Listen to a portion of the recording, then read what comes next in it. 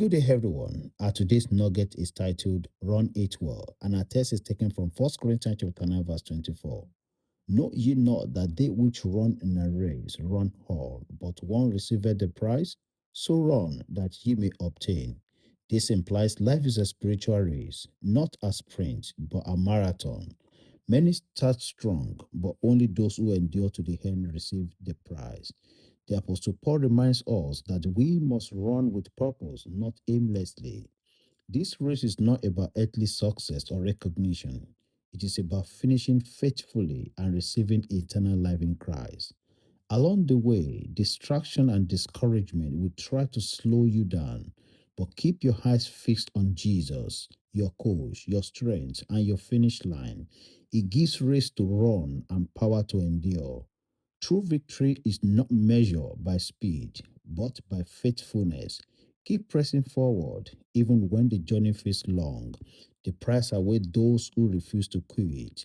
Run with focus and discipline. Lay aside every sin and distraction. Walk in repentance and stay rooted in faith. Follow Jesus' example. Trust his timing and don't compare your journey with others. Be patient, self-controlled, and endure every challenge with purpose. Hebrews chapter 12, verses 1 to 2 recorded that those who run faithfully are strengthened by Christ. Joy awaits at the finish line, a crown of righteousness, and a royal welcome into your heavenly home. 2 Timothy chapter 4, verses 7 to 8.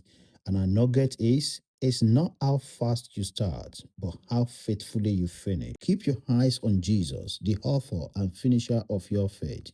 Those who endure to the end will wear the crown of victory. Salvation reminder is the greatest race begins when you receive Jesus Christ as a Lord and Savior. Without Him, every effort is temporary.